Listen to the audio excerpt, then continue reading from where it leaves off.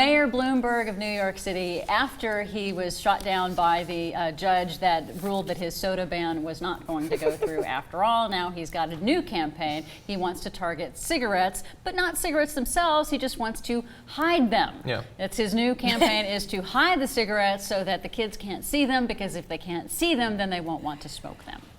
Kids do have short attention spans these days. And if they can't see something? Out of sight, out of mind. Well, I don't know of a kid, I don't know of a kid that smoked their first cigarette by walking into a store, seeing a pack for the first time and was like, whoa, what is that? I think I want some of that. No, it's like they're hanging out with their friends and they want to be cool and they go, hey, yeah, give me one of those.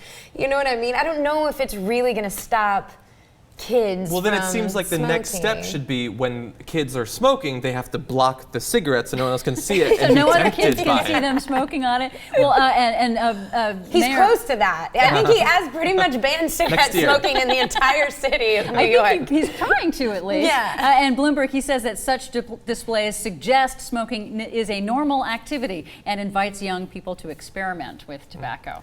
Are young people really smoking that much anymore? Like, even people in my generation, it's pretty rare when I meet somebody who smokes outside of like the food service industry. So they all seem to smoke. It seems like pretty rare. I imagine I mean, maybe this is just a part of winning that war over time, but I think that the rates have definitely gone down. Well, I did hear the other day, though, that women are smoking more like men. Oh, really? Yes. I had read that as well. Did you? Yeah, that women are smoking more like more packs, more cigarettes a day. That was kind of surprising. Yeah, right? I think the overall rates of smoking have gone down, They have, partly because smokers are dying off.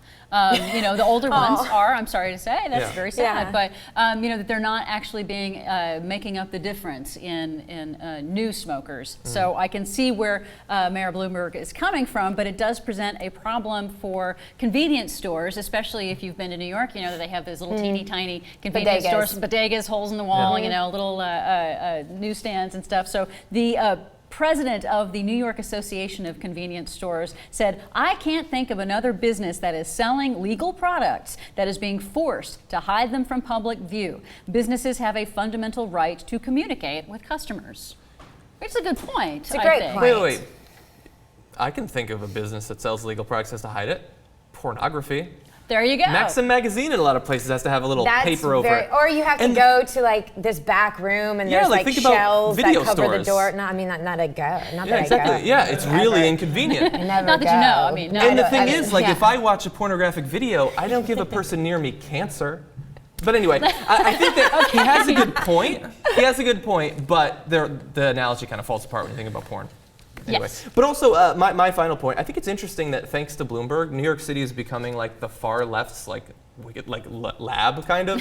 He tries out all this really what seems crazy stuff, like the banning smoking in so many places, but that seems to be spreading quite a bit. Like, it came to Austin not that long ago. It seems to be spreading all over the place.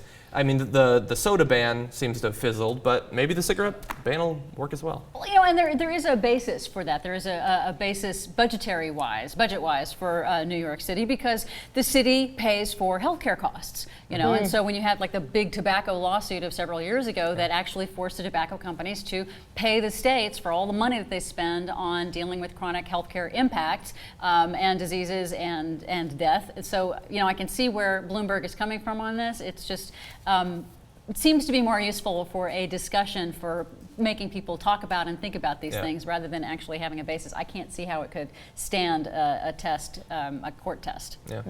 Now, he does point out one interesting stat. The life expectancy in New York City since 2001 is up 3 years, which is interesting. That's surprising. Now, I don't know how far up or down it's gone in the rest of the country, but barring that context, it sounds interesting.